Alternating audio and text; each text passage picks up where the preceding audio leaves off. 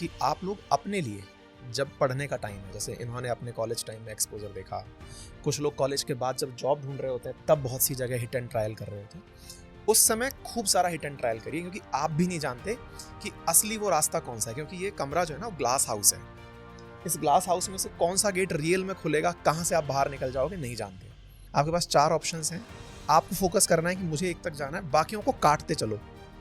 ये यूपीएससी का हैक है। आप लोग कितने भी अंडरग्राउंड रह करके, दाढ़ी बढ़ा के, पेट बढ़ा के, बिना नहाए, किसी भी रूप में पढ़ रहे हो ना, एग्जामिनर को केवल आपका आंसर दिख रहा है, आप नहीं दिख रहे।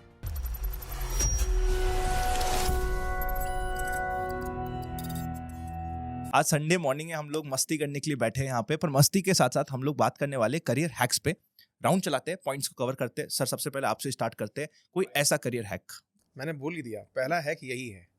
मुझे मास्टरी आती है ना, तो मुझे वही करना चाहिए। लेकिन अगर मैं ये सोचूं कि मुझे तो साहब अब राइटिंग भी अच्छे से करनी है, मुझे तो स्टूडियो सेटअप भी बहुत अच्छे से करना है, मुझे तो अब क्लास के अंदर मैनेजमेंट भी सिखाना है, मेरी टीम ये नहीं जानती मैनेजमेंट कैसे होता है, मैं इसका एक्सपर्टाइज दिखाऊंगा, नहीं। असल में क्या ना, 10% मार्जिन लॉ है ये, कि आप पूरी मेहनत करके 10% पैसा बचाते हो। ये इकोसिस्टम में भी लागू होता है कि एनर्जी को जब हम लेयर वाइज लेयर ट्रांसफर होता हुआ देखते हैं ना, तो फेज़ 1 लेयर जहाँ पे सबसे ज़्यादा ग्रास रूट लेवल पे लोग हैं, उनसे ऊपर टियर 2 जो कि इनसे डिपेंडेंट है, जैसे घास खा के गाय, गाय से आगे चल के फिर कोई शेर अपन बताते हैं, तो 10% एनर्जी ट्रांसफ़र होती है। एग्जैक्टली आउटसोर्सिंग में आप 10% ही एक्स्ट्रा देते हो, लेकिन वो 10% अगर आपके टाइम की कीमत से कम वैल्यू रखता है ना, तो आपको कर देना चाहिए। तो आउटसोर्सिंग करते वक्त हमें क्या क्या पॉइंट्स का ध्यान रखना चाहिए? यार बहुत बेसिक सी चीज़ ये है ना कि आप अपने टाइम की वैल्यू निकाल लो, उसके अलावा सब चीज़ आपके फेवर में है। आपको पता है कि आपको सामने वाले से क्या चाहिए। फॉर एन एग्जांपल, अभी अपन बैठे हुए हैं, मुझे लगता है कि इस काम को करने के लिए मुझे किसी बंदे को बोलना चाहिए था, बस मैं आया उठ के, आके यहाँ बैठा, मेरी हेडेक ख़त्म। मुझे उसने प्रॉपर रिसर्च करके मेरे बारे में दी, आपके बारे में दी, इनके बारे में दी कि ये लोग ऐसे हैं, मुझे ये सब लाइट, कैमरा, एंगल, बैकअप सब करके दिया। मैं आराम से अपना संडे एंजॉय करके आया हूँ, बस आपके सामने आके बैठ गया और चालू हो गया। अब थिंक, ये काम मैं खुद कर रहा होता, और खुद करते समय मैं इस पूरे मैनेजमेंट में लगा होता कि यार सुबह से कि यार लाइट देख लेना, यार माइक सही से लगा कि नहीं, कैमरा सही से हुआ कि नहीं। अगर उस समय मेरा 3 घंटा इस पूरे डिस्कशन में चला गया और मेरे उस टाइम की वैल्यू है ना, उसको अगर मैं कुछ और प्रोडक्टिव निकाल सकता था, कुछ अच्छा स्क्रिप्ट लिख सकता था, कुछ अच्छे थॉट के साथ बिता सकता था, कुछ क्वालिटी टाइम बिता सकता था। ये आपको तय करना है कि आपके समय की कीमत है क्या। मॉनिटरी गेन्स हो जरूरी नहीं है। ऋषभ भाई खेलने जाते हैं, ये सब चीज़ों से ऊपर टॉप प्रायोरिटी रखते हैं कि चाहे कुछ भी हो जाए अपन खेलने जाएंगे। ये वैल्यू है ना, इसको आप हर समय पैसे में नहीं नाप सकते, लेकिन हाँ अगर इसको वैल्यू दे रहे हो तो ये बहुत बड़ा हैक है। मेरी जो बिजनेस गुरु ना, उन्होंने मुझे इसका एक हैक दिया था। उन्होंने कहा था कि भाई तुम्हारा जो दिन का वर्किंग आवर्स होते हैं उसको पेन पेपर लो, लिखो, जो जो काम लगता है कि तुम डेलीगेट कर सकते हो, चाहे किसी भी कॉस्ट पे हो रहा है, उसको डेलीगेट करते जाओ। फिर एंड में जो आखिरी ऐसा काम बचा जो डेलीगेट हो ही नहीं सकता, वो काम है जहाँ पे तुम्हें अपना जो अभी तुम 1 घंटा दे रहे थे 12 घंटा देना है, क्योंकि वो तुम्हें एक्चुअल ग्रोथ ला के देगा। बहुत सही, fair point. Second point, employees के पर्सपेक्टिव से आई एम वेरी मैं तो श्योर। एम्प्लॉयज़ के बारे में ही बात करता हूँ। तो मुझे लगता है ये ज़माना है मास्टरी का। पहले कहते थे jack of all master of none, क्योंकि पहले बहुत जर्नलिस्ट रोल हो जाते थे। थोड़ा बहुत आपने पढ़ा और उसके बारे में आप काम करने लग गए, क्लर्क बन गए, जो भी चीज़ें, काफ़ी जर्नलिस्ट रोल होते थे। अब ज़माना स्पेशलाइजेशन का है, तो मुझे लगता है jack of all master of none अब आपको बहुत आगे नहीं ले जा पाएगा। इसको नया फ्रेज़ बदलना चाहिए, something like exposure of all master of some. So सबसे पहले एक्सपोजर की बात करते हैं हम लोग। जैसे मैं कॉलेज में था, तो कॉलेज में आईआईटी में हमें बीटेक में बहुत सारे सब्जेक्ट्स पढ़ाए गए। सिविल इंजीनियरिंग में, उसमें हमें वाटर इंजीनियरिंग भी पढ़ाया गया, उसके अंदर ट्रांसपोर्ट इंजीनियरिंग भी पढ़ाया गया। कई में इंटरेस्ट आया, कई में नहीं है, लेकिन हमको थोड़ी थोड़ी नॉलेज हर एक, क्योंकि पढ़ते तो कितना ही थे, थोड़ी थोड़ी नॉलेज हर चीज़ की आ गई। लेकिन जब 3rd ईयर और 4th ईयर में when I did my masters के कोर्सेज शुरू हुए, मुझे स्ट्रक्चर में इंटरेस्ट भी था, तो उसमें जब मैं डीप घुसा तो that sort of became my first career for 1.5 years। I started working as a structural engineer. उसके बाद माई सेकेंड स्टार्टअप क्रियो एडटेक में था, उसने भी मुझे बहुत एक्सपोजर दिया। अगेन मुझे आता कुछ नहीं था, it was a fresh slate. Management भी करना है, हायरिंग भी करनी है, मार्केटिंग भी करनी है, कॉन्टेंट भी बनाना है। But one thing which I enjoyed most is making content and organic marketing for my startup. कैसे बिना एक पैसा लगाए, क्योंकि पैसे ही कम थे, कैसे अपने बात को लोगों तक पहुंचा सकते हैं। वहीं से मुझे पहला यूट्यूब का एक्सपोजर मिला, उसमें मैं डीप घुसा और YouTube became sort of my second career option. अब उस समय जब यूट्यूब मैं बना रहा था तब मैंने सोचा कि इस पे किस पे बात करेंगे। तब मैंने सोचा one topic which came to my mind because it was my family business was labor laws, a very small again niche topic, और उस पर मैंने 2-3 साल पढ़ा। एंड प्रोबेबली नहीं बोलना चाहिए बट मैं बहुत सारे लॉयर से भी अगर आज डिबेट करूंगा ऑन लेबर लॉज टॉपिक तो मुझे लॉयर से आप LLB हो बट मुझे 100% आपसे लेबर लॉज के बारे में आपसे ज़्यादा नॉलेज होगी, प्रैक्टिकल नॉलेज होगी। तो वही because I had so much exposure in college, in my startup, fund raising, सब कुछ चीज़ें पता थी, product development, marketing, website design, inorganic organic पता था, सब थोड़ा थोड़ा कंटेंट वगैरह सब कुछ। लेकिन उसमें से 2-3 चीज़ें मैंने पकड़ ली और उन्हीं को आगे अपने करियर में बिल्ड किया। इसीलिए आजकल जो है ना, ये जो टिपिकल डिग्री वाली चीज़ें हैं ये कहीं ना कहीं डेड हो जाएगी। कुछ ही दिनों में जो मामला आएगा और वो ऑलरेडी आ चुका है, इज स्पेशलाइज्ड कोर्सेज। आप छोटी से छोटी नीश में, अब फॉर एग्जांपल कंटेंट क्रिएशन में भी एक नीश बन गई कि रील क्रिएशन, उस पे कोर्सेज आपको मिल जाएंगे। आपको पूरी मार्केटिंग पे नहीं, MBA मार्केटिंग होता था डेड है, सिर्फ डिजिटल मार्केटिंग में समझो, लिंक्डइन मार्केटिंग, इस पे भी बड़े बड़े कोर्सेज बन रहे हैं। अब पेरोल प्रोसेसिंग एक बहुत ही नीश छोटा सा टॉपिक है, उस पर हम अपना एक कोर्स बना के लाते हैं। तो ये चीज़ें हैं जो अब आपको स्पेशलाइजेशन देगी और आपको आगे लेके जाएगी। इसमें ना मैं एक पॉइंट ऐड करता हूँ। बातें आप दोनों ने जो बोली है ना, असल में लैंड ये वहीं की है जहाँ आपने बात बोली है।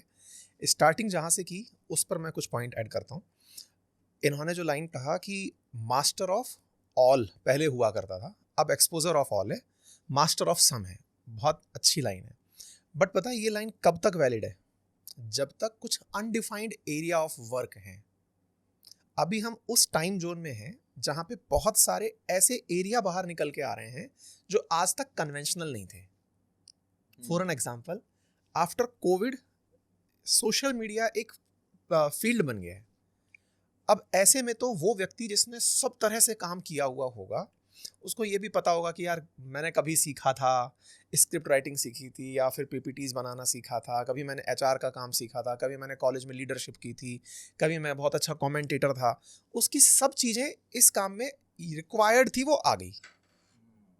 तो द पॉइंट इज कि अगर हमारी ऑडियंस इस बात को ऐसे ले रही है कि नहीं नहीं यार फिर तो सब में मुंह मार के रखो, पता नहीं किसका काम निकल के आ जाएगा। सी, अगर फील्ड आप ऐसा चूज कर रहे हैं जो डिफाइंड नहीं है, let's say social media itself अभी कोई भी मीडिया नहीं है, तब तक जब तक सरकार इसके लिए एक प्रोविजन ब्रॉडकास्टिंग नियम में नहीं ले आएगी कि भाई सुनो अब तुम लोग भी यहाँ पे हाजिर, तुम भी टीवी चैनल के बराबर हो। एग्जैक्टली भाई, रेगुलेशंस देखो, रेगुलेशंस तय करते हैं कि आप कितना एग्जिस्ट करते हो।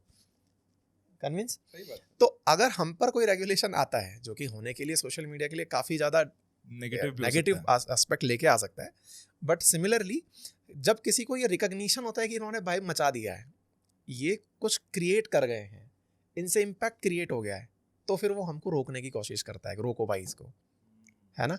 तो ये मेरा जांचने का तरीका है। एनीवे, पर जो इन्होंने कहा एक्सपोजर सब में होना ऐसे एरियाज़ के लिए है जिनमें अभी तक डिफाइंड नहीं है।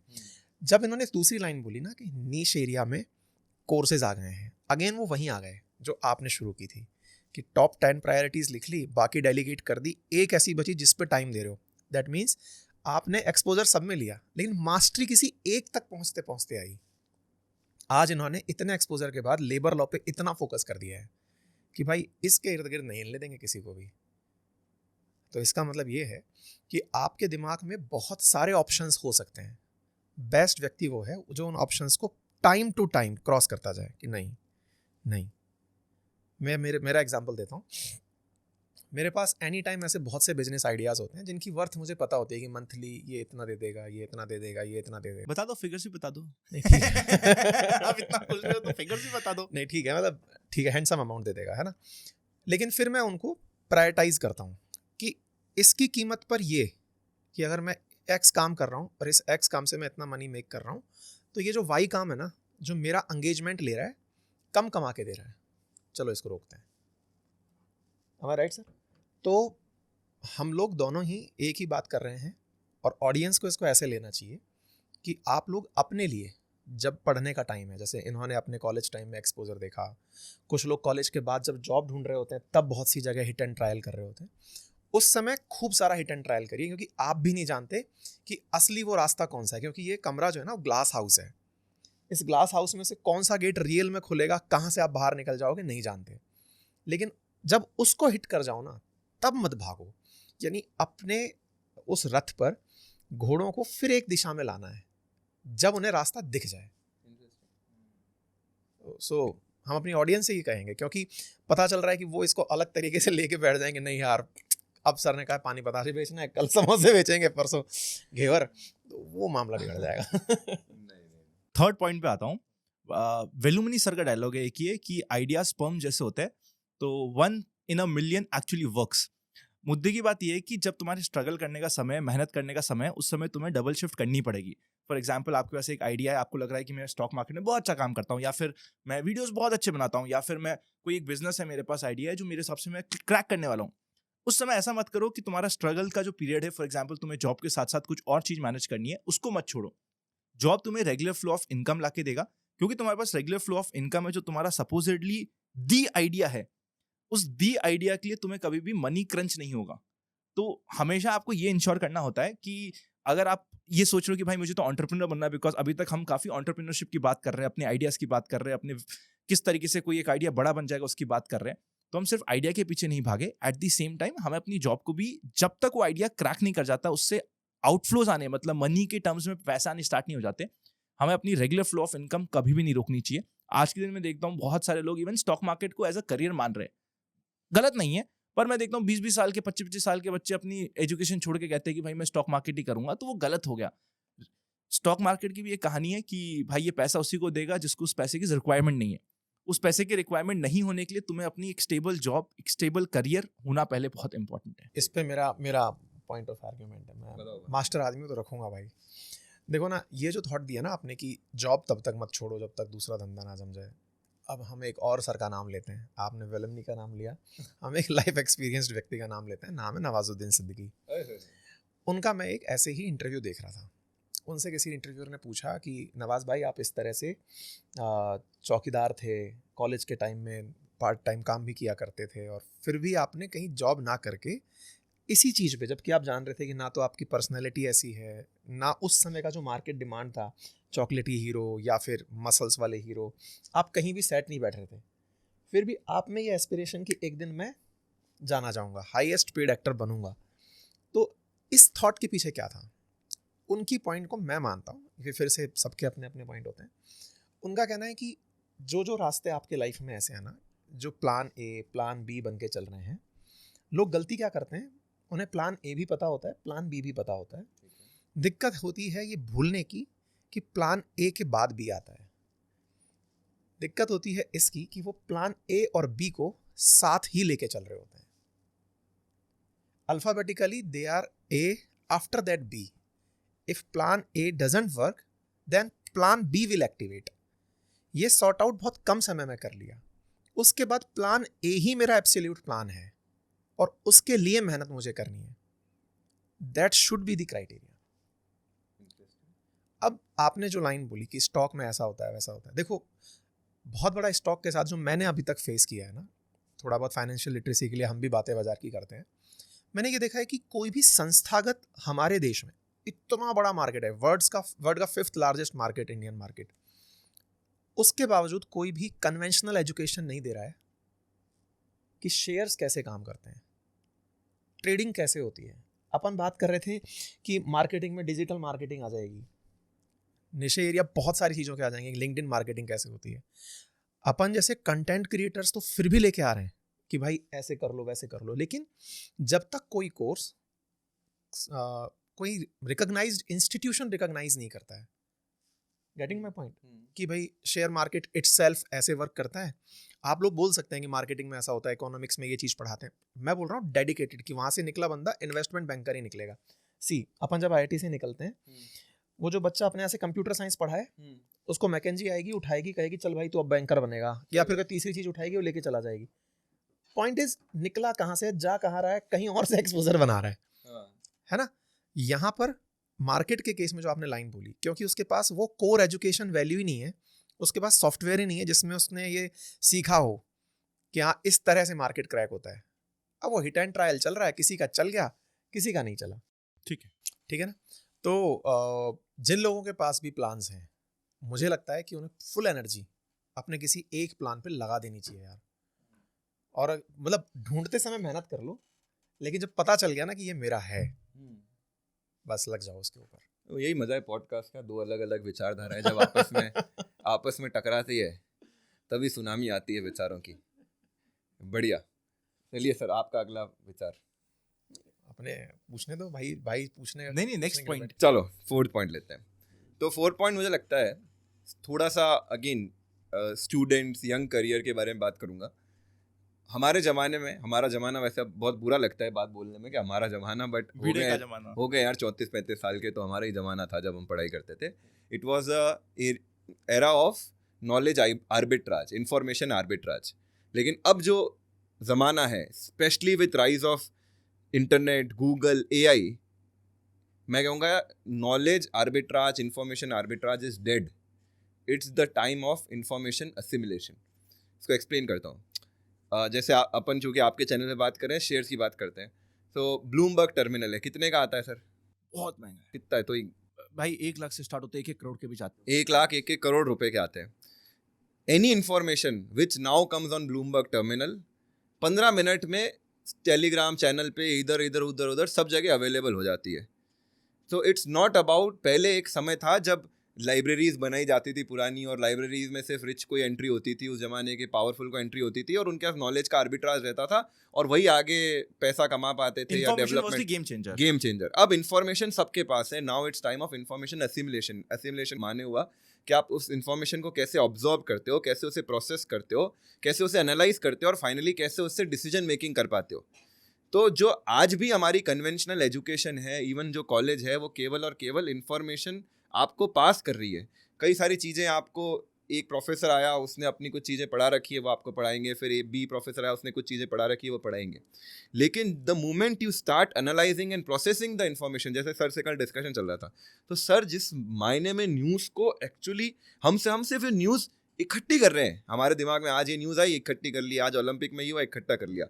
He actually looks at that news with very different angle, and then he is able to predict what will happen in future. That's what, as a good trader या investor, probably you are able to do. आपके वो information जो आपके पास है वो भी मेरे पास भी अवेलेबल, क्योंकि इन्फॉर्मेशन तो कोई गैप ही नहीं है। आप भी वही चार्ट देख पा रहे हो, लेकिन शायद आपको एग्जैक्टली तो हमें ये स्किल पे जरूर काम करना पड़ेगा कि यार नॉलेज इकट्ठा करके नॉलेज होल्डर बन के अब कोई मतलब नहीं है, नॉलेज को एक्चुअली समझना आना चाहिए। इसमें मैं ऐड करता हूँ, मेरे को एक क्वेश्चन भी आपसे, इसमें आप ऐड करिए सर। पहले आपने नॉलेज के ऊपर बात की, एसिमिलेशन के ऊपर बात की, और उससे आगे जहाँ ले जाके आपने छोड़ा ना, वहीं हमारी एजुकेशन शुरू होती है। हम जब यूपीएससी के बच्चों को पढ़ा रहे होते हैं, तो अभी जिस तरह के पेपर आने लगे हैं, एक टाइम था जब यूपीएससी प्रीलिम्स की कट ऑफ 105, 108, 110, 100 से ऊपर निकलती थी। अभी लास्ट 2 साल से ऐसा हुआ कि पिछली बार तो अराउंड 75 के आसपास कट ऑफ गई है 200 में से, इस बार भी 100 से नीचे ही कट ऑफ कम जा रही है। कट ऑफ कम जा रही है, क्यों? बड़ा सवाल है ये। यूपीएससी ने बड़ा डिफाइन किया हुआ है सिलेबस कि मैं ये सवाल पूछूंगा, हिस्ट्री पूछूंगा, geography, polity, economy, science and tech, environment, current affairs, कुछ इस तरह की चीज़ें पूछूंगा। उसके बावजूद भी अच्छा, और यूपीएससी में जो कॉम्पीट करने बच्चे आ रहे हैं, दे आर क्वाइट गुड, मतलब अच्छे बच्चे भी तैयारी कर रहे हैं, है ना। IITians हैं जिनको आप अपने एकेडमिक्स में अच्छा मानते हैं, वो लोग हैं वहाँ पे, फिर भी वो नहीं मचा पा रहे। प्रीलिम्स उनका भी 100 से ऊपर पार ही नहीं करा पा रहा है। कहाँ अटक रही है चीज़ें? असिमिलेशन पे। असल में यूपीएससी का जब हम पेपर देखते हैं, अब वो क्वेश्चन ऐसे पूछता ही नहीं है उस कंटेंट में से जैसे आप पढ़ के आंसर कर दो। तो वो क्या करता है, अच्छा इंटेलिजेंट बच्चा जिसने लास्ट टाइम ही रैंक मचाई है, अब वो इम्प्रूव करने के लिए आया है, वो भी प्रीलिम्स का पेपर देके आंसर मैच करने के लिए कोचिंग्स के आंसर का वेट करता है कि भाई बता दो, 2-3 दिन में क्लियर कर दो, मेरा प्री हो रहा है कि नहीं हो रहा है। Predictability 0, unpredictable service commission, that is UPSC. Exactly. और उसमें क्या चीज उन्होंने ऊपर रखी है, वो रखा है इंटेलिजेंट गैस। और ये बनता कैसे? आप जितना पढ़ोगे, इंटेलिजेंट गैस वर्क से प्री निकल रहा है, नॉलेज से नहीं निकल रहा। बट वो इंटेलिजेंट गैस वर्क काम कैसे करता है? इंटरप्रिटेशन पे नहीं, आपको कितना एलिमिनेशन आ गया। मैंने शुरुआत जहाँ आज पॉडकास्ट में की थी वहाँ से क्या की थी, आपके पास 4 ऑप्शंस हैं, आपको फोकस करना है कि मुझे एक तक जाना है, बाकियों को काटते चलो। ये यूपीएससी का हैक है। आपको नॉलेज हो ना हो, लेकिन यदि ये पता है ना कि ये वाला पॉइंट गलत है, ये तो नहीं हो सकता, आपका जो नॉलेज पढ़ा हुआ है ना वो उन ऑप्शंस को काटने में मदद कर रहा है। राइट आंसर तो तब भी नहीं पता चल रहा,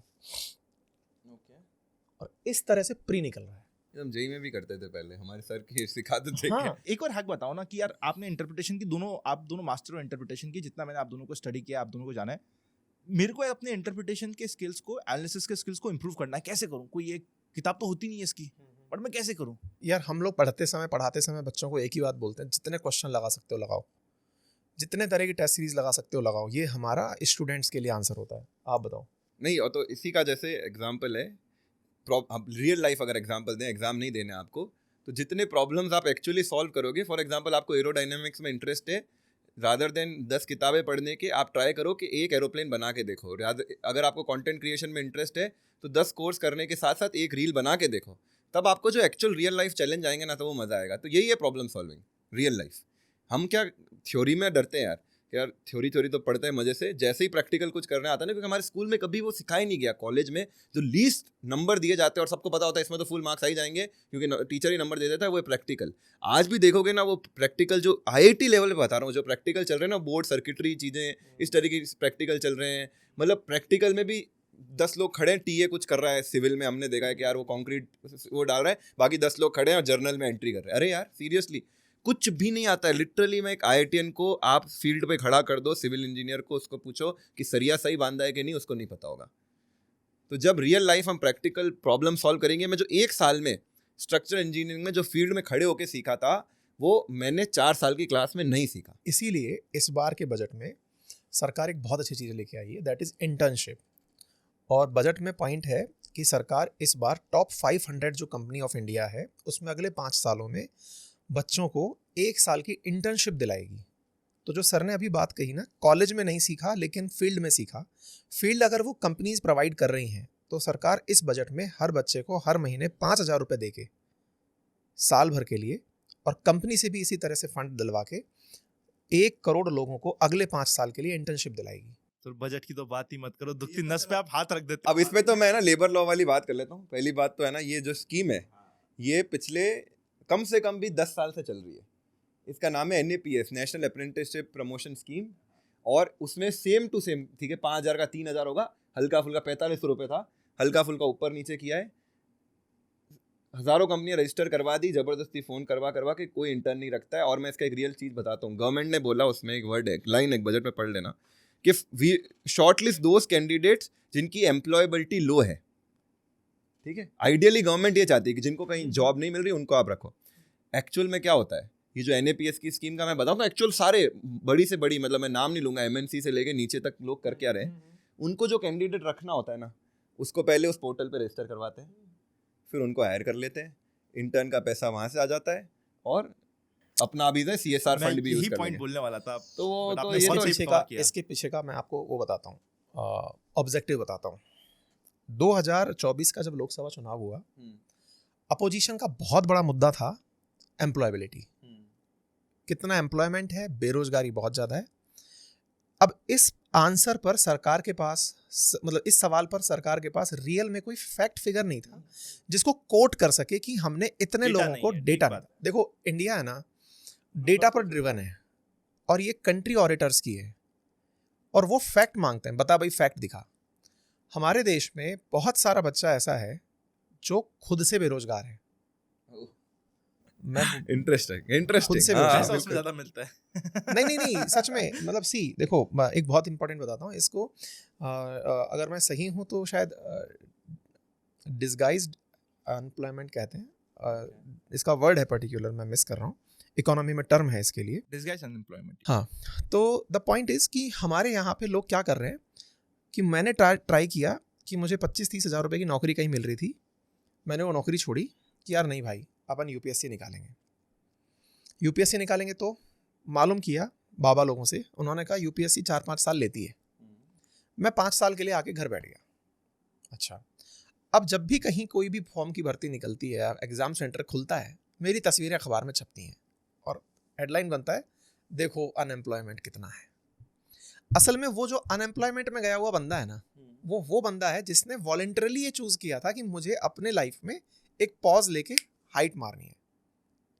वो चाहता है कि मैं एक ऐसे फील्ड में अपने आप को ट्राई करूं जिसके बाद मेरी लाइफ के पैमाने बदल जाएं। और अनडाउटेबली आज भी सिविल सर्विसेज वो चीज़ें देती हैं। आप एक बहुत बड़े स्टाफ को लीड कर रहे होते हो, डिस्ट्रिक्ट को चला रहे होते हो, डिपार्टमेंट को चला रहे होते हो, तो एक थ्रिल है उसका, लोग उसको फील करने के लिए ट्राई करते हैं। वेयर एज जब सरकार से आंकड़े मांगे जाते हैं तो इन्हीं लोगों के आंकड़े मिसिंग हैं। मुझे जो लगता है ऑन पार्ट कि भाई ये लोग कैसे सोचते होंगे, तो इस बार के बजट में इन्होंने ईपीएफओ का एक बहुत तगड़ा सिस्टम दिया है कि भाई इन लोगों से कहो कि अगर एक भी नया एम्प्लॉय रखा आपने तो उसका ईपीएफओ में सरकार के द्वारा 3,000 रुपीज़ दिया जाएगा, 2 साल के लिए दिया जाएगा। और उनसे ये कहा कि तुम अपने लेवल पे अगर 15,000 तक की सैलरी वाला बंदा है और लगभग उसका 12.5% सरकार वो ईपीएफओ में जाता है, तो बोले ऐसी स्थिति में सरकार 3,000 देगी तो एम्प्लॉयर को लग रहा है कि 1,000 रुपये मेरे जेब का भी सरकार मुझे दे रही है। असली इसमें क्या कहानी है, ईपीएफओ में नंबर बढ़ाने हैं। बेसिकली इनफॉर्मल से फॉर्मल में ट्रांसफर किया जा रहा है, सिंपल बात है। असंगठित से संगठित क्षेत्र में लाकर मजदूर को दिखा दो, ताकि ये नंबर आप दिखा सको कि अगली बार आपसे पूछा जाए कितना रोजगार क्रिएट किया, बोले साहब इतना किया। बोले आंकड़े हैं क्या, बोले ईपीएफओ का है। दूसरी बात, टॉप 500 कंपनीज जिस तरीके से आप बता रहे हो उस तरीके से भी इस स्कीम से 1 करोड़ को घुमा के अपने पास दिखा दी। नंबर 1 करोड़ है सरकार के लिए, नंबर दिखाना बस खेला नंबर का है। जो बार बार उठ करके आप आ जाते हैं और कहते हैं इतनी बेरोजगारी। द हिंदू में ये लिखा हुआ है कि भारत के 85% यूथ ऐसे हैं जो अनएम्प्लॉयबल हैं। अब उस अनएम्प्लॉयबल को जब 500 कंपनीज कहेंगी कि देखो हमने तो इस रूट से लेके एम्प्लॉयबल मान लिया, लो खेला नंबर का है। इंटरेस्टिंग। एक आपने जब यूपीएससी की बात करी, मैं क्वेश्चन पूछ लेता हूँ। अब आप इतने सारे स्टूडेंट्स को ट्रेन करते हो, कैन यू टेल मी कब गिव अप मार देना चाहिए? दिस इज अ बहुत प्यारा क्वेश्चन है। मेरा इसको लेकर के बहुत ही अच्छा स्टैंड है और मैंने बहुत बार बच्चों को बताया है, खुद पे अप्लाई करता हूँ। लेट्स से आपने कभी एग्जाम ट्राई किया, एक एग्जाम का जनरल मार्क्स होता है। लेट्स से मैं आपको आज यूपीएससी का एग्जाम पेपर दूं और आपसे कहूं कि थोड़ा बहुत अवेयर हो जाओ क्या क्या पूछा जा सकता है। मैंने थोड़ा मतलब वार्म अप टाइप से आपको नॉलेज दे दिया। तो ये मान के चलो कि कट ऑफ अगर 100 मार्क्स के अराउंड जाने वाली है तो आप कट ऑफ से 50%, कट ऑफ से 50%, टोटल का 50% नहीं है, कट ऑफ का 50% आप स्कोर कर जाओगे।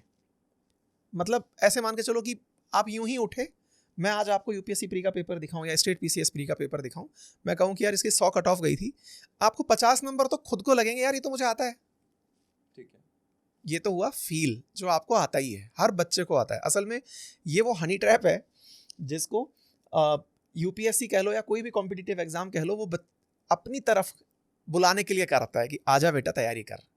पेपर देखते ही पहली बार जीप लपलप आएगी, अरे यार ये तो मेरे लिए है, मैं तो कर ही सकता हूँ, आ गए। तो फर्स्ट चीज़ तो वो हटा दोगे। 50% तो बेयर मिनिमम सबके ही आते हैं, इस पर तो बहस ही नहीं कर रहे। अब बहस पे आते हैं। लेट्स से क्वालिफाइंग मार्क्स था 80 मार्क्स, आप फर्स्ट टाइम में जितना भी अपनी मेहनत से नंबर उस 50 से ऊपर ला पाए, 60 पर गए, 70 पर गए, जहाँ भी गए पहुँच गए। ये तो हुआ आपका बेस ईयर, जैसे अपन इकोनॉमिक्स में बेस ईयर डिसाइड करते हैं, ऐसे ये बेस ईयर हुआ बेस मार्क्स का, कि मेरी फर्स्ट टाइम पूरी प्रिपरेशन पे 80 नंबर जब कट ऑफ थे, मेरे 70 नंबर आए। अगली बार जब आप एग्जाम दें तो आर्ग्यूमेंट ये ना दें कि पेपर टफ था। 70 से ऊपर अगर बढ़ते जा रहे हो ना तो लगाते चलो, तब तो लगाते चलो। अगली बार आप आर्ग्यूमेंट दे रहे हैं यार इस बार पेपर टफ था, मेरे तो 65 ही रह गए। भाई ये कंडीशंस तो वेरिएबल हैं और होती रहेंगी, छोड़ दो तैयारी। जैसे ही अगर एक पॉइंट से जाके नीचे गिर रहे हो, हाँ गिव अप। क्योंकि फिर मतलब आप इस बात को लेकर के कुछ स्टोरीज ऐसी निकल आती हैं कि उन भैया का छठी बार में हुआ था। कहानी 2 निकलती हैं लेकिन 2 लाख लोग उस चक्कर में पिसते हैं यार। यही एग्जैक्टली सेम रीजन है जिसके लिए मैंने कहा था कि अगर आपको कोई आइडिया है, आइडिया के पीछे छोड़ो मत। ऐसा नहीं कि सब कुछ छोड़ के उस आइडिया के लग गए, क्योंकि 100 में से एक आदमी सा होगा जिसका आइडिया वर्क करेगा, पर 99 जो बर्बाद होंगे उसकी कोई बात नहीं करता। नहीं, बात कर रहे हैं ना अपन बिजनेस वर्सेस कंपटीशन में बहुत बड़ा और अंतर इसमें है। सक्सेस का रेशियो क्या है अभी आज के दिन आईएएस में, आईपीएस में? यार ना बहुत अच्छा एक कहानी बताता हूँ आपको मैं। एग्जाम में मान लीजिए 4 लाख फॉर्म भरे, सीरियस कैंडिडेट 50,000, 50,000 मैक्सिमम। प्री 15,000 पास करता है। प्री के बाद कंपटीशन शुरू होता है। तो as a academician, as a student जो पढ़ने वाला है, मुझसे पूछोगे तो मैं कहूँगा 15,000 बच्चों का एग्जाम होता है ये। और कहोगे कि नहीं थोड़ा मुझे अच्छा फील कराओ तो मैं 50,000 बोलूँगा। मैं नंबर ऑफ फॉर्म्स को काउंट नहीं करूँगा। इंटरेस्टिंग। आप भी बता दो when you should give up CA. यार मेरे हिसाब से क्या है, सीए में सबसे मेन स्ट्रगल ही दिमाग में ये आता है कि सब ये बात करते हैं कि भाई मेरे कितने अटेम्प्ट में पास हुआ, क्योंकि हमने वहाँ पे अटेम्प्ट का इतना हवा बना दिया, इसलिए हमें अटेम्प्ट लगते हैं। सीए एक्चुअली इतना डिफिकल्ट है नहीं जितना उसका हवा बना रखा है। सीपीटी में एक अटेम्प्ट में आपका क्लियर होना ही चाहिए, गोज विदाउट सेइंग, और हो भी जाएगा सबका। अगर नहीं हो रहा तो छोड़ दो, क्योंकि फाइनल तुमसे होने बहुत डिफिकल्ट है, प्रोबेबिलिटी बहुत कम है। आईपीसीसी एक अटेम्प्ट लग गया, कोई ना कोई रीजन हो सकता है कि भाई तुमने इतना टफ एग्जाम नहीं देखा था। सेकेंड अटेम्प्ट लग रहा है, वो नॉर्मल आदमी को छोड़ देना चाहिए। किसी को लगता है नहीं यार मेरे फैमिली में कुछ हो गया था, मेरी लाइफ में कुछ हो गया था, मेरी हेल्थ खराब हो गई थी, आप लास्ट अटेम्प्ट दे दो, वहां पे खत्म। 2 अटेम्प्ट से ज्यादा आईपीसीसी देना नहीं बनता है। फाइनल क्योंकि आपने इतना स्ट्रगल कर लिया, आपने आर्टिकलशिप दे दी है, तो पहला अटेम्प्ट में कई लोगों का रुकेगा। बट इस बार तो परसेंटेज बाय द वे बहुत अच्छी थी, इतनी परसेंटेज में तो निकल जाता है। पहला अटेम्प्ट हटा तो सेकंड अटेम्प्ट जब आप दे रहे हो तो उस समय दुनियादारी से छोड़ दो। आपको शेयर मार्केट नहीं देखना है, आपको अपनी इंटर्नशिप नहीं देखनी है, आपको अपनी गर्लफ्रेंड नहीं देखना है, आपको अपना फोन नहीं देखना है, शिद्दत से काम करो। और third attempt should be your last. उसके बाद ना फिर आप अपना टाइम बर्बाद करो, और इतनी वर्थ है नहीं जितना तुम उसमें टाइम लगा दोगे। मैं कहता हूँ लोग 8-8, 10-10 अटेम्प्ट लगाते हैं, उससे अच्छा तुम खुद लाइफ में कुछ कर लेते, कोई एक स्किल ले लेते, कोई कोर्स कर लेते, खुद का स्किल कोई डेवलप कर लेते, तो ज्यादा बेटर हो जाते हैं। सर हमारे यूपीएससी में भी ना 18 महीने में तो फर्स्ट गो का कोर्स खत्म होता है। इतना कंटेंट है कि आप खत्म करते करते 18 महीने लगा दोगे। तो पहला अटेम्प्ट तो उसमें निकल जाता है कि मैं ये जानूंगा पेपर कैसा आता है। बेसलाइन 18 महीने, बेसलाइन 18 महीने है। जो लोग कहते हैं ना 4 साल में यूपीएससी निकलता है, सच है ये। 18 महीने में तो आप कोर्स खत्म करते हो, फिर उसको समझते हो कि मुझे रिवाइज करना है। दूसरा साल आ जाता है। दूसरा साल उस बंदे का फर्स्ट ईयर होता है असल मायने में, लेकिन पब्लिक के लिए वो दूसरा अटेम्प्ट होता है। ठीक है, दूसरे साल के बाद वो प्री समझता है कि यार मुझे ना मेंस की तैयारी भी साथ करनी चाहिए थी। आंसर राइटिंग तो आई नहीं, चल मेरा प्री निकल गया, मैं आंसर राइटिंग नहीं कर पाया, ऑप्शनल प्रिपेयर नहीं कर पाया। तीसरा जाके उसका सीरियस अटेम्प्ट बनता है पूरी तरह, मतलब कि हाँ मेरे तर्कश में सारे तीर तैयार हैं। और फोर्थ अटेम्प्ट में वो ये वाला कॉल जो मैंने कहा था ना शुरुआत में कि नहीं उखड़ पा रहा है तो छोड़ दो। तो ये हमारा 4 साल की जर्नी है। बाप रे। इसमें ये प्रश्न है, अब ये जो व्यक्ति, अब आपने फिर भी आपने कहा 4 लाख लोग तैयारी तो कर रहे हैं, 4 साल तो लगा रहे हैं, उसमें से 500,000 लोग क्रैक करेंगे, बाकी 3,90,000 नहीं करेंगे। तो उन लोग का फिर आगे क्या करियर पर्सपेक्टिव रहता है? How do they become again relevant in career field? यार मैं 4 साल तैयारी करके आऊँ ये बोल के तो कोई इंडस्ट्री उनको हायर नहीं करेगी, एक्सेप्ट कि एजुकेशन में जा रहे हो। क्या करें वो? इसमें क्या होता है ना यार, ये बहुत बड़ा फैक्टर है। जब लोग यूपीएससी की प्रिपरेशन को यूपीएससी की ट्रेनिंग समझ लेते हैं ना, वो लोग तो चले जाते हैं डिप्रेशन में। प्रिपरेशन और ट्रेनिंग, कुछ लोग पढ़ाई करते समय ही अपने आप को ट्रीट करने लगते हैं डीएम साहब, मैं तो हूँ, कि सुनो जय हिंद बोल के ही नमस्ते करना है। तो वो जो जय हिंद वाले लोग हैं ना, जो ट्रेनिंग जो जी रहे होते हैं प्रिपरेशन में, उनका जब नहीं होता ना बहुत बुरा बीतता है उनके साथ। वो पूरे टाइम समाज में या तो झूठ बोल के या फिर एक ऐसी शैडो इमेज सोसाइटी से दूर भाग के काम चला रहे होते हैं। वो पब्लिक गैदरिंग्स में नहीं जा रहे होते, वो लोगों से नहीं मिल रहे होते या फेक कर रहे होते हैं। अभी जैसे एक रिसेंटली एग्जांपल आया था, एक लड़की थी जिसने अपना सम्मान करा लिया ये कह के कि उसका आईएफएस में सिलेक्शन हो गया है और घर पे और सोसाइटी में वो दिखाई दे रही है, घर वाले माला पहना रहे हैं, सब हो रहा है कि हाँ भैया बच्ची का सिलेक्शन हो गया, क्योंकि फेक कर रही है वो। तो यहाँ पे ना बहुत ज़्यादा ज़रूरी है ऑडियंस में, अगर कोई भी प्रिपरेशन के बारे में प्लान करता है, बी ग्राउंडेड। प्रिपरेशन आप लोगों को ट्रेनिंग दिलवाएगी बाद में, जब आप काबिल हो जाएंगे वो एग्ज़ाम पास करके।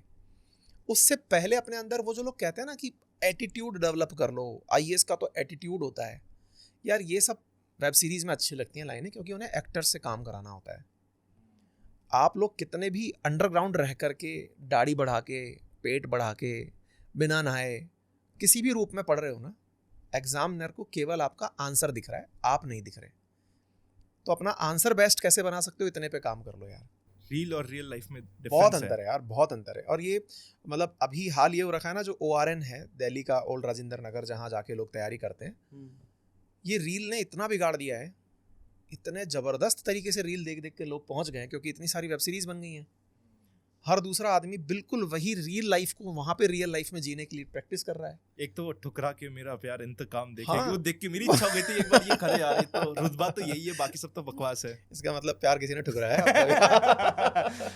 Let's stay on topic. नहीं बट ये जो मेरा फिर भी वो प्रश्न अनआंसर्ड है कि हाउ, देखो प्रोबेबिलिटी कम है, प्रोबेबिलिटी 0.5% और प्लान बी तो रखना ही बाकी का पड़ेगा। होगा क्या? What can be the plan B, what can be a viable plan B for those people जो 4 साल अपने इस प्रिपरेशन में लगा चुके हैं और फिर नहीं हो रहा आपके अगर फॉर्मूले आप के साथ? सीरियस कैंडिडेट हैं और 50,000 में आप आते हैं, वो ठीक है। 50,000 जिन्हें मैं सिंसियर कह रहा हूँ, ठीक है, मेरा अब तक का एक्सपीरियंस है, वो बेरोजगार नहीं रहते। ठीक है, नंबर 1, उन 50,000 का किन किन नौकरियों में सिलेक्शन हो जाता है बता देता हूँ। आइदर दे क्रैक यूपीएससी और दे क्रैक देयर स्टेट पीसीएस। ठीक है, बहुत हाई चांसेस हैं कि दे crack there state PCS. Number 3, मैं उसी में से एक हूँ बाय द वे, ठीक है ना। मैंने मतलब इसी के तहत स्टेट पीसीएस क्रैक किया था, क्योंकि यूपीएससी के लिए जो पढ़ा था उससे मैं 2 बार स्टेट पीसीएस क्रैक कर गया, ठीक है। दूसरा पॉइंट। तीसरा, एकेडमिक्स में आप इतना अच्छा कर लेते हो ना कि आप कॉलेज के लिए नेट, जेआरएफ जो एलिजिबिलिटी क्राइटेरिया हैं वो क्राइटेरिया पास कर देते हो, इतना पढ़ लेते हो, तो एज एन कॉलेज लेक्चरर आपके पास अपॉर्चुनिटी बचती है।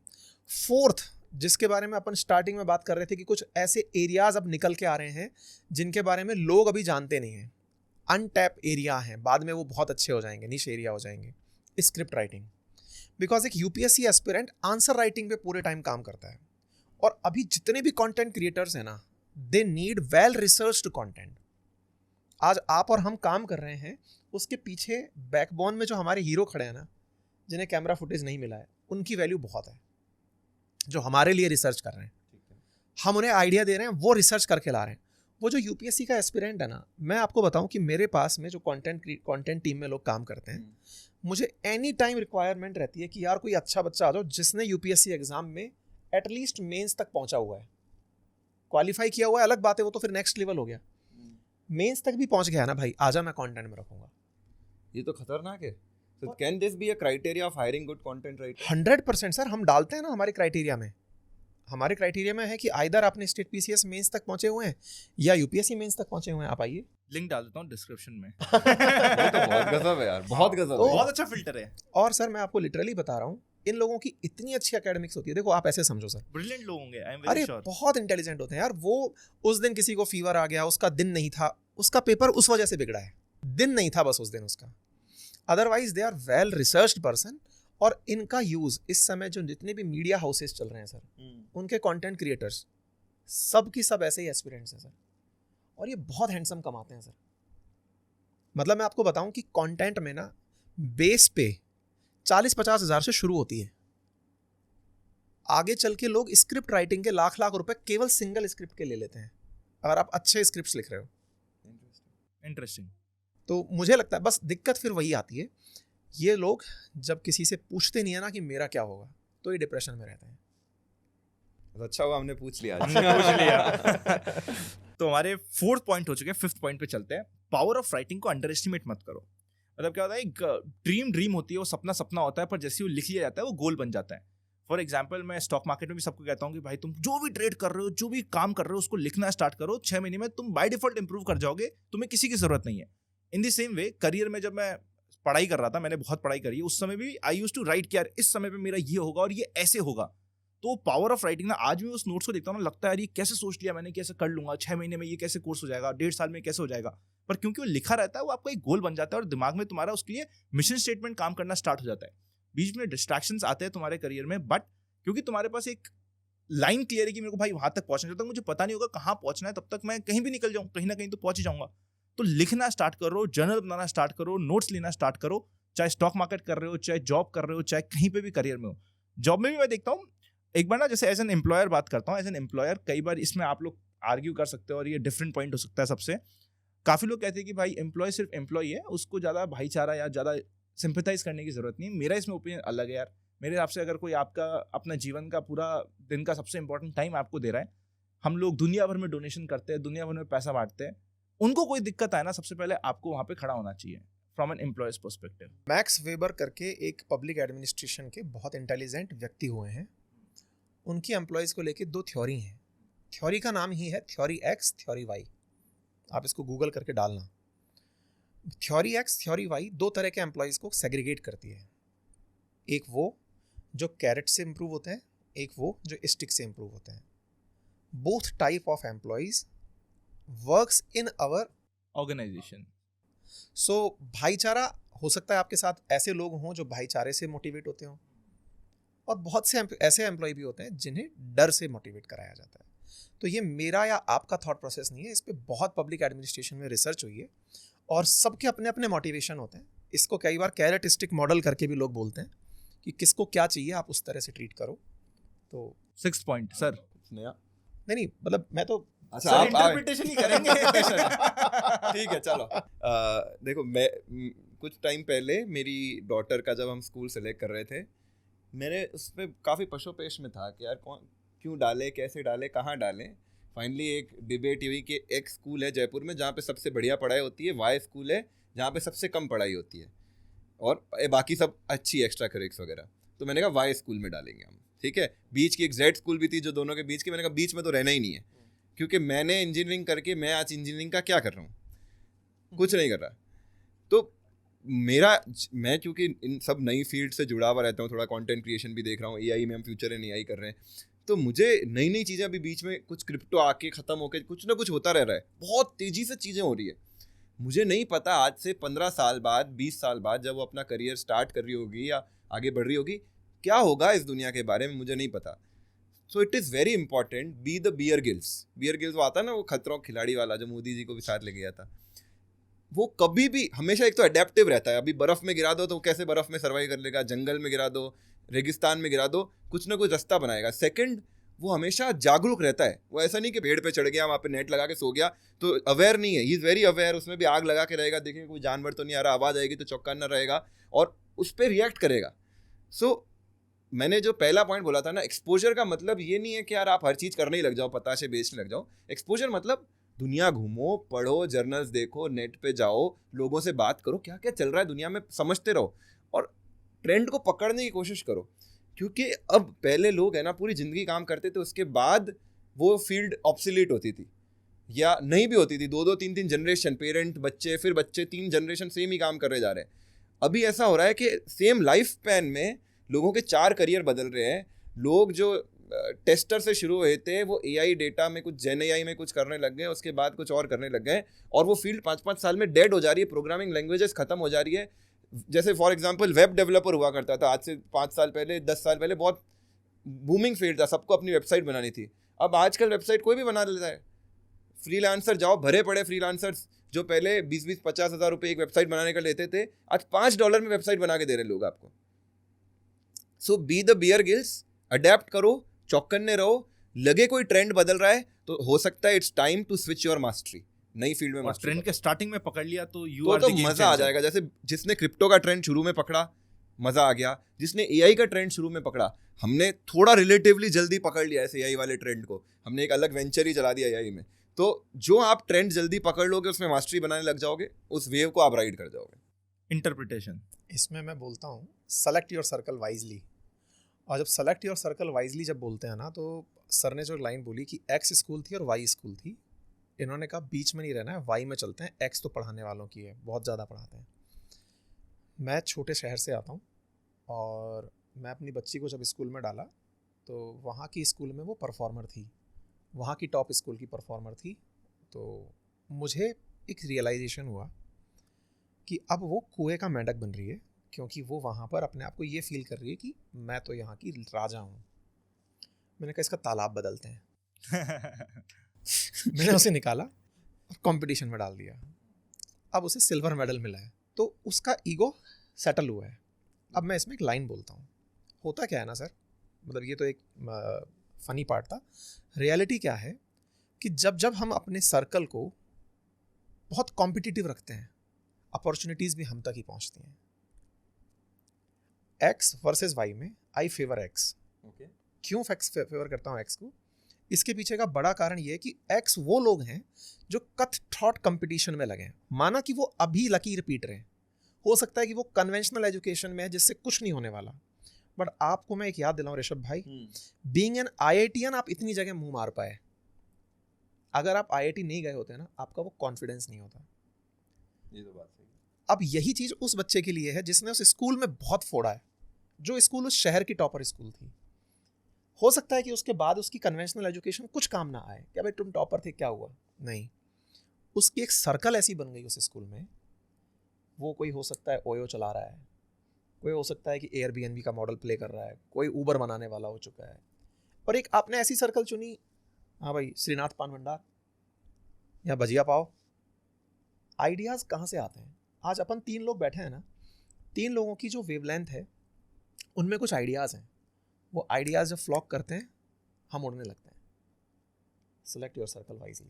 ठीक है। तो इन दैट केस मैं भी इसी स्ट्रगल में चल रहा हूँ कि कौन से में डालूं, एक्स में डालूं या वाई में नहीं सर, डालूं। Always x. देखिए इसमें मैं बहुत मतलब कन्वेंशनल प्रोसेस है ये, जीतना एक आदत होती है। आदत भी होती है, बट मैं ये बोलता हूँ सर आप फेल भी हो जाओ, लेट से आप उस एक्स के ग्रुप में जाके फेल भी हो गए, आप सोचो ना आपकी Winners में सर्कल fail किन हो लोगों गए, के winners विनर्स में में फेल, fail हो आप। और वो लोग आपके स्कूल फ्रेंड्स हैं, वो आपको एनी टाइम ऐसे आइडियाज में लैंड कराएंगे कि यार सुनना। अब जैसे मैं आपको बताता हूँ, मैं जिस तरह की स्कूल से पढ़ के आया, वहाँ मेरी सर्कल में आज तक कोई भी बंदा ऐसा नहीं है जिसने इंटीरियर डेकोरेशन जैसा कोर्स चूज किया हो कभी, या फिर वेडिंग प्लानर बना हो कभी कोई। लेकिन आप किसी अच्छे स्कूल में चले जाओ, हर बैच में एक आध तो इंटीरियर डेकोरेटर होता है, एक आध वेडिंग प्लानर होता है, इवेंट मैनेजर होता है, बट ये फील्ड बहुत हाई पेइंग फील्ड्स हैं यार। मैं जिन जगहों से निकला वहां पर कन्वेंशनल चीजें चल रही थी, भाई या तो IITian बन जाओ या डॉक्टर बन जाओ, और कुछ नहीं तो मास्टर, नहीं तो IAS PCS बन जाओ। मैं इसमें आप दोनों से क्वेश्चन पूछता हूँ, और ये मेरा पर्सनल क्वेश्चन है बहुत ज़्यादा। जैसे मैं अभी मेरे बच्चे के लिए सोच रहा हूँ, तो मेरे पास 2 थॉट आते हैं। पहला, जैसे मेरी पर्सनल लाइफ में स्पोर्ट्स ने बहुत इंपॉर्टेंट रोल प्ले किया है। मेरे हिसाब से हेल्थ इक्वली इंपॉर्टेंट है, और जब आप स्पोर्ट्स खेलते हो तो आप लाइफ में भी कभी मक्कारी नहीं करोगे, ऐसा मुझे लगता है। जो अच्छा स्पोर्ट्समैन होता है वो एटलीस्ट लाइफ में एथिक्स उसके स्ट्रॉन्ग रहते हैं, बिकॉज स्पोर्ट्स में आपके एथिक्स बहुत इंपॉर्टेंट रहते हैं। तो मेरी भी इच्छा ये होती है कि यार वाई स्कूल में भेजा जाए, बिकॉज वहाँ पे स्पोर्ट्स है, वो स्पोर्ट्स खेलेगा तो वो हमेशा एक्टिव रहेगा तो कुछ ना कुछ सीखता रहेगा, उसकी टीम बिल्डिंग उसको समझ आएगा। At the same time I was good at academics, तो मुझे लगता नहीं यार पढ़ाई भी इंपॉर्टेंट है यार, पढ़ाई कर लेगा तो बाकी सब चीज़ें तो अपने आप सेटल हो जाएगी, एक बार पढ़ाई हो जाए। तो अब इसमें क्या करूँ, ये तो बहुत जेन्युइन क्वेरी है। आपसे भी, आपने क्यों वाई चूज किया? क्योंकि आप भी IIT, आप भी पढ़ाकू हो, आप स्पोर्ट्स भी खेलते हो, तो आपके पास भी वही सेम डिलेमा था जो मेरे पास है। भाई मेरा पर्सपेक्टिव रखता हूँ सर पहले। हाँ सर, आप बताओ। 140 करोड़ के देश में हम लोग 77 लोगों का ग्रुप भेज पाए पेरिस ओलंपिक में, ये आपके पहले प्रश्न का आंसर है। स्पोर्ट्स हमारे यहाँ लग्जरी है, एंटरटेनमेंट है, फ्यूचर नहीं है। हम लोग जो मिडिल क्लास फैमिली से मतलब बड़े हुए हैं, at the end of the day अपने बच्चों के लिए चाहते हैं कि यार मेरी आंखों के सामने बेरोजगार ना मरे, या तो इसके पास स्किल हो, पैसा हो, एटलीस्ट एक्सपोजर तो हो। यार करने का मन है नहीं है ये अलग पार्ट है, एक्सपोजर तो है कि मुझे पता तो था यार कि ऐसा फील्ड आ रहा है। आपने कहा AI का मैंने देख लिया था, भाई मुझ तक तो नहीं पहुंची AI, इन तक कैसे पहुंच गई? एक्सपोजर था बिकॉज पैन IIT ग्रुप में जुड़े हुए हैं, एक्सपोजर था क्योंकि ऐसे लोगों के बीच उठ बैठ रहे हैं जो AI की बातें कर रहे हैं। Exposure matters, obviously that's why X matters. Now it comes to कि स्पोर्ट्स को कैसे डालें। Sports definitely it's a need, ये बिल्कुल वैसे ही है जैसे खाना मेरे लिए जरूरी है, तो स्पोर्ट्स तो नीड है ना। तो इसमें हमें काम करना पड़ेगा। हाँ, इसके लिए आप डिपेंडेंट स्कूल पे रहे तो ये आपकी गलती है। देखो थोड़ा सा इसमें इंटरप्रिटेशन गलत हो गया। X और Y में X is very good at academics, ठीक है, और Y is not so much focused on academics, but they give lot of different exposure.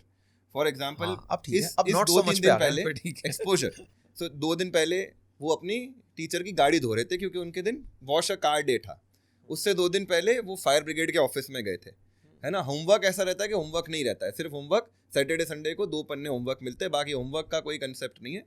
जो भी है and she is in right now, she is in अभी junior school में, छोटी है अभी। तो मैं मेरी स्कूल को मेरी जो पहली स्कूल भी थी, that was a Gandhian school.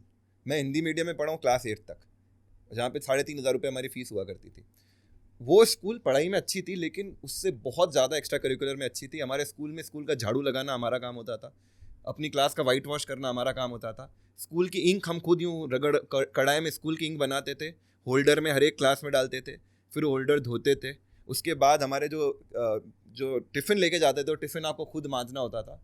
शाम को एक उद्योगशाला नाम की चीज़ होती थी, कंपल्सरी था सभी व्यक्ति के लिए एक ना एक उद्योग चुनना, जिसमें उद्योग में बुनाई से लेके जिल्द साजी तक, मतलब बाइंडिंग तक, या फिर ऐसे तरह तरह के स्पोर्ट्स होते थे। हर साल हमारा एक मेला होता था जिसमें सारे स्टूडेंट अपनी अपनी क्लास में मिलके, कोई भेलपूड़ी की स्टॉल लगा रहा है, कोई शरबत की स्टॉल लगा रहा है, कितने रुपए आए, कमाई हुई, उस कमाई में से आपको एक शेयर मिलता था। ये सारी चीज़ें कोई और स्कूल नहीं करवा रहा था। स्कूल को एक्स्ट्रा टाइम मिलता है, वो तो स्पोर्ट्स का पीरियड भी काट के आपका पढ़ाई में लगा देते हैं। मैं आज IIT में गया तो मैं तो सर क्लियर बोलूँगा, सिर्फ 2 साल की जो कोचिंग होती ना, उसने पहुँचाया नहीं पहुँचाया। मेरा भाई 10th तक बिल्कुल पढ़ाई नहीं करता था, बिल्कुल, मतलब क्लास में टॉप छोड़ो, वो बॉटम के आसपास ही रहता था, मिडल से नीचे ही रहता था। वो किसी को उम्मीद नहीं थी। 2 साल गया, कोटा में सीरियसली पढ़ाई करी और 200 रैंक लिया है। ओह 200 रैंक? यस, 283 कुछ रैंक आई थी उसकी, ठीक है। तो पॉइंट ये है कि वो जो स्कूल के 5-10 साल थे ना, जो अगर आप, और मेरे साथ मैं बोल रहा हूँ, देयर वर पीपल जो टॉप स्कूल्स में टॉपर थे, मतलब एकदम टॉपर, पढ़ाकू, आज वो कहीं नहीं है। और ये मैं मेरे बैच के, मतलब अगर 10 टॉपर्स को जानता हूँ ना, 10 में से 10 कहीं नहीं, जिन्होंने 9 में कोचिंग, एक किसी ने जो ढंग से कोचिंग कर ली ना, वो उसका IIT में हो गया सिलेक्शन, जहाँ से मुझे एक्सपोजर मिला। मैं अपने एक्सपोजर का श्रेय अपने स्कूल को बिल्कुल नहीं देता हूँ। जो मेरी पहली स्कूल थी गांधीयन स्कूल, उसको मैं पूरा क्रेडिट दूंगा कि उसने मुझे बहुत सारी चीज़ें सिखाई। आज भी शर्म नहीं आती मुझे, क्योंकि मेरा जब सेकंड स्टार्टअप था जोधपुर में, जो मेरा शहर है, जहाँ पे मेरे पापा मम्मी सबको बहुत लोग जानते हैं, मेरे स्टार्टअप को जब मुझे चलाना था, हमारे जैनों का मेला था वहाँ पे। जैनों के मेले में एक साइड मैं बैठा था, एक साइड प्रणय मेरा जो एम्प्लॉय बैठा था, और हमने 3.5 घंटे बैठ के एक पैम्पलेट बांटे। कोई शर्म नहीं थी, क्योंकि हमारे स्कूल में सिखाया ही नहीं है। वहाँ पे स्कूल में जो भी आता था वो सुबह कचरा उठाता था। आप लेट पहुंचे वहाँ पे स्कूल में, तो आपको कचरा उठाना पड़ेगा, इसलिए लोग और जल्दी आते थे स्कूल, ताकि उनको झाड़ू अलॉट हो जाए। झाड़ू जिनको अलॉट हो जाता वो झाड़ू लगाते थे, फिर जो 7:30 के आसपास पहुंचा वो ढेरी बना के रख देते थे कचरे की, तो कचरा उठा लेते बेचारे, वो उठाया है। तो जब शर्म ही नहीं है कोई भी चीज़, तो मेरा स्कूल से सर ये कहना है। नहीं, आपको क्या ना, स्टार्टिंग में आपने X और Y जिस तरह हाँ, से वो समझ मैं ना आपको भी फूड फॉर थॉट देता हूँ, अपन इसको कमेंट्स में चालू रखेंगे। आप X में भेजोगे या Y में, अपने कमेंट जरूर बताना, क्योंकि व्यूज यार इनके जानना बहुत जरूरी है। इनका Y बाद में एक्सप्लेन हुआ है, समझो। और इनका जो Y था ना, पता चला कि इन्होंने Y क्यों चूज किया हाँ, है। समझो, इनका Y अब जब स्टोरी खत्म हो गई है तब एक्सप्लेन हुआ है कि मेरा Y गांधीयन था। तो फिर कहानी खत्म हो गई ना, गांधी जी से कौन पैर लेगा बाबा। तो मजा आ गया, परफेक्ट एंड।